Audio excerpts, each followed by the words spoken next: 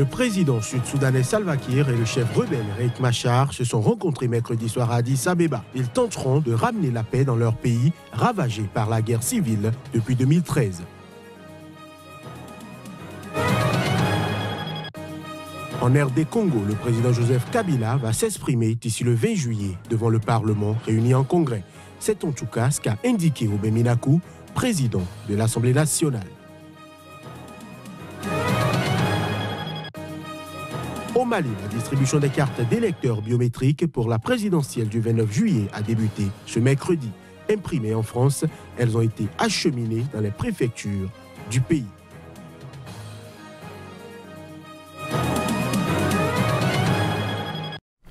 Voilà pour les titres de cette session de l'information sur Sika. Bienvenue à chacun et à tous. Le président sud-soudanais Salva Kiir et le chef rebelle Riek Machar se sont rencontrés mercredi soir à Addis Abeba pour la première fois en 2 ans. À l'invitation du Premier ministre éthiopien, ils vont tenter de ramener la paix dans leur pays ravagé par la guerre civile depuis 2013. Les images. Les deux dirigeants, dont la rivalité politique a déclenché le début d'une guerre civile il y a plus de 4 ans, ne se sont pas rencontrés depuis que Machar et ses forces ont été chassés de la capitale pendant les combats de juillet 2016. Ils se sont entretenus dans les bureaux du Premier ministre éthiopien. Riek Machar est arrivé tôt mercredi matin à Addis Abeba. Le président Kiir, arrivé dans l'après-midi, a été accueilli par le Premier ministre Abiy Ahmed. La ministre sud-soudanaise du genre a précisé que la fusion des troupes gouvernementales et rebelles, ainsi qu'une éventuelle dissolution du Parlement, pourrait être discutée.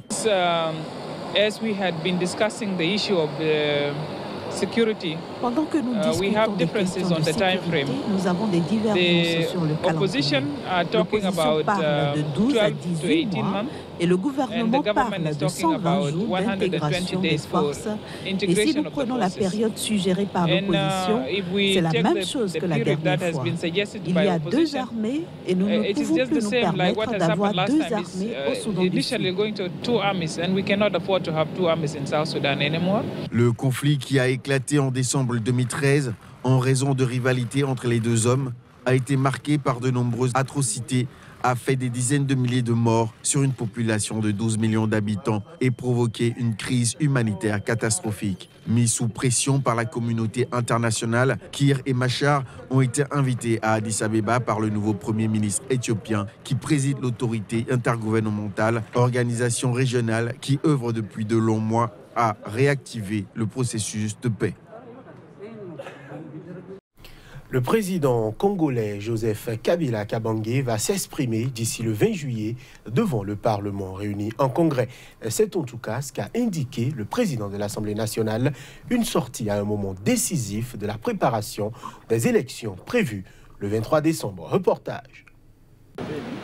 J'annonce aussi qu'au cours de la session qui s'ouvre, donc avant le 20 juillet, il est prévu que le président de la République, chef de l'État, son Excellence Joseph Kabila Kabange, s'adresse à la nation. Le 25 juillet marque l'ouverture du dépôt des candidatures à la présidentielle jusqu'au 8 août. Joseph Kabila, qui ne peut pas se représenter, ne s'est pas exprimé depuis sa conférence de presse du 26 janvier. Il affirme qu'il respectera la Constitution sans déclarer publiquement qu'il quittera le pouvoir ni donner des signes dans le choix d'un dauphin, nourrissant la suspicion de ses adversaires.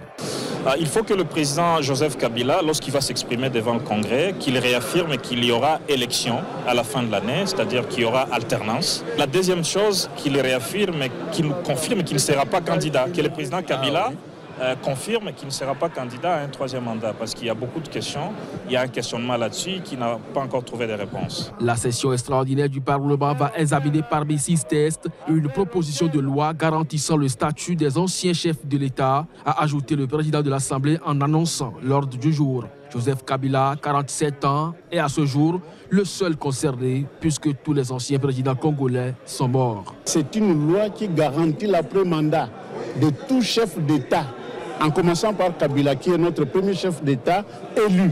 Le jour qu'il va quitter, après élection, qu'il sache ce qu'il va devenir, ce qu'il va faire, qu'est-ce que l'État lui doit. Moi, je crois que ce n'est pas quelque chose d'extraordinaire. Je sais que le moment est difficile, mais bon, je crois que ça sera le discours de bilan qu'on connaît d'habitude. Des opposants voient à travers cette loi un signe selon lequel le président va bien quitter le pouvoir, mais reste prudent. Ces derniers refusent par ailleurs que cette proposition de loi sur les ex-chefs d'État puisse aussi concerner d'autres cadres du régime, comme les présidents des assemblées, hauts fonctionnaires, conseillers. Contexte électoral toujours cette fois-ci au Mali où la distribution des cartes d'électeurs biométriques pour la présidentielle du 29 juillet a débuté. Ce mercredi, il y en a près de 8,5 millions imprimées en France. Arrivées au Mali au début du mois, elles ont été acheminées dans les préfectures du pays. Images et sons. C'est dans les bureaux de vote que les Maliens doivent venir récupérer leurs cartes d'électeurs.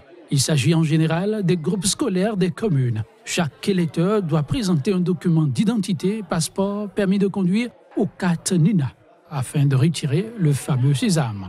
La distribution des cartes est assurée par une commission mixte composée de représentants du gouvernement et des partis politiques d'opposition. Ça se déroule très bien, il y a du monde et puis on est en train de sensibiliser les gens par rapport à parce qu'ici nous n'avons pas toute la carte. Nous n'avons que 3 quartiers, Wolofobougou, Boulbana et Darabilila. On attend à ce que les choses soient dans l'ordre pour qu'on puisse faire le retrait de notre carte. J'ai souhaité d'être là en première position parce que je suis déterminé à voter cette année. Avant les années précédentes, je ne me presse pas, mais cette année, c'est capital pour moi. Et c'est pourquoi j'ai été parmi les premières personnes à retirer ma carte d'électeur. C'est important de venir ce matin retirer mes cartes. Parce qu'il est temps qu'on choisisse notre président. Donc je suis pressé qu'on fait les élections. C'est pour cela que je suis venu retirer mes cartes. Je suis un citoyen, donc je viens accomplir mon devoir de citoyenneté. Je suis très pressé qu'on fait les élections le 29. La grande inconnue reste la question de la sécurité dans le nord et dans le centre du pays. Le ministère de l'Administration assure que chaque préfecture du territoire a reçu ses cartes d'électeurs. Des sources font pourtant état de l'attaque d'un convoi de cartes dans le nord du pays la semaine écoulée. D'autres encore dans le centre, au pays, Dogon affirment attendre toujours l'arrivée des documents biométriques. Enfin, mardi soir, certaines préfectures attendent encore la liste des électeurs, documents indispensables à la distribution des cartes.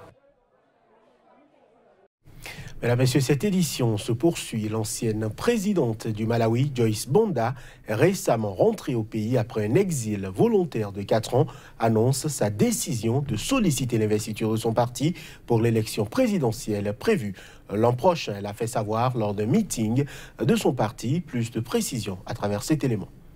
Première femme à la tête du Malawi, Joyce Banda, aujourd'hui âgée de 68 ans, avait quitté son pays en 2014 après sa défaite à l'élection présidentielle et alors qu'elle était mise en cause dans l'affaire dite de Catchgate. Elle a annoncé sa décision de solliciter l'investiture de sa formation politique, le Parti populaire PP, pour l'élection présidentielle prévue l'an prochain. It is not up to Joyce Banda to declare herself candidate. Ce n'est pas à Joyce Banda de se déclarer candidate. C'est être antidémocratique. Le pouvoir est avec le peuple. Les gens iront à leur congrès. Je reste le chef du parti. Mais à cette convention, ils sont libres de choisir. Et j'invite tout le monde à se lever. Que quiconque est élu à cette conférence élective sera notre porte-drapeau en tant que parti. Et j'ai promis dans cette annonce que peu importe qui sera choisi, je soutiendrai cette personne. Si l'appel tombe sur moi, s'ils décident que c'est moi qui dois être leur candidat, j'accepterai. Si c'est le souhait des Malawites de se réunir, de travailler ensemble et de se battre ensemble pour entrer au gouvernement, j'appuierai cela.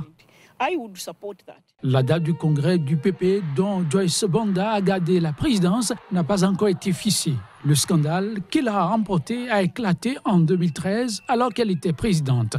Un audit international avait alors révélé que 30 millions de dollars avaient été siphonnés des caisses du pays au profit de dizaines de fonctionnaires, hommes d'affaires et dirigeants politiques. Dans le cadre de ce dossier, la police avait délivré en 2017 un mandat d'arrêt contre Joyce Banda. Rentrée dans son pays fin avril, elle n'a pourtant pas été inquiétée par les autorités. Elle a nié toute implication dans l'affaire, dénonçant des accusations politiques.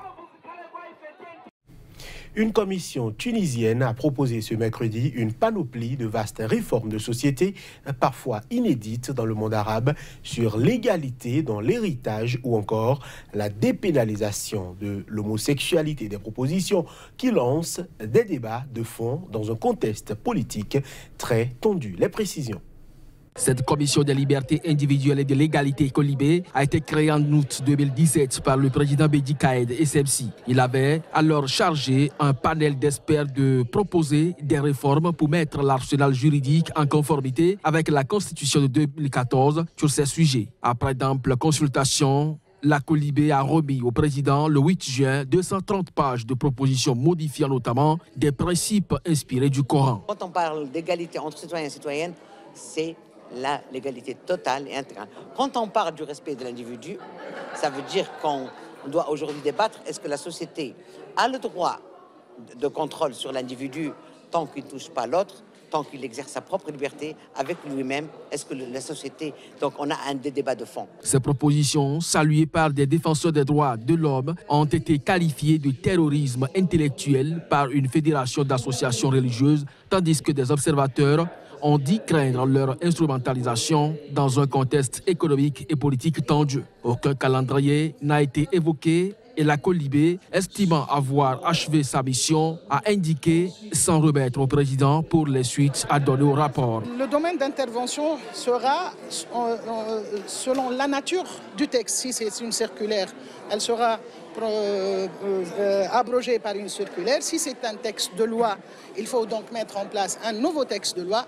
Donc il y aura des projets de loi concernant ces thématiques-là. Les auteurs ont prévu plusieurs alternatives pour les réformes les plus épineuses, notamment sur l'égalité dans l'héritage, une ligne rouge dans de nombreux pays musulmans. Le projet privilégie néanmoins une loi instaurant une égalité de principe entre frères et sœurs, fils et filles, père et mère et époux, qui laisse la possibilité pour celui qui le souhaite de répartir son patrimoine autrement. Mais la lenteur du processus législatif et l'approche d'échéances électorales majeures risquent d'entraver les réformes. Dans un monde où chaque jour la violence entraîne des milliers de familles à fuir leur foyer pour survivre, il est important de se montrer solidaire avec les réfugiés. À Douala, capitale économique du Cameroun, la journée mondiale des réfugiés est célébrée ce 20 juin sur fond de revendications. Reportage Narcisse Oum. La République du Cameroun, qui célèbre la 18e édition des réfugiés, accueille actuellement sur son sol 673 000 personnes d'après le Haut Commissariat pour les réfugiés. Dans la ville de Douala, les activités marquant cette journée ont été organisées à la salle de banquet des services du gouverneur du littoral. Les réfugiés ont profité de l'occasion pour déplorer les conditions difficiles auxquelles ils sont soumis. Il y a beaucoup d'enfants réfugiés qui ne fréquentent plus, ils sont à domicile. Aujourd'hui, demain, quand ils vont rentrer chez eux, qu'est-ce qu'ils vont amener comme bagage? Parce que maintenant, on compte sur les enfants. Donc là, ils ne peuvent plus aller à l'école. Au niveau de la santé, même chose. Nous, les femmes réfugiées, nous souffrons énormément. Et nous n'arrivons pas à... Seul le HCI a déjà une réduction budgétaire. Le HCL ne pourra pas nous aider. S'il pouvait avoir les donateurs qui pourraient nous venir en aide pour vraiment nous aider à renforcer nos activités, ça pourra vraiment nous aider à faire beaucoup de choses. Pour le gouverneur du littoral, il est du devoir de tous de faire preuve de tolérance, le respect de la diversité, l'exclusion et la solidarité. Pour cette journée commémorative, le HCR souligne l'importance d'un soutien aux régions reculées du Cameroun qui hébergent un nombre croissant de réfugiés. Pour rappel, le 20 juin de chaque année, le monde commémore la force, le courage et la résilience des milliers de réfugiés. La journée mondiale des réfugiés est également l'occasion pour le grand public de montrer son soutien aux familles déracinées. Et ce sera tout pour ce journal. Merci de l'avoir suivi.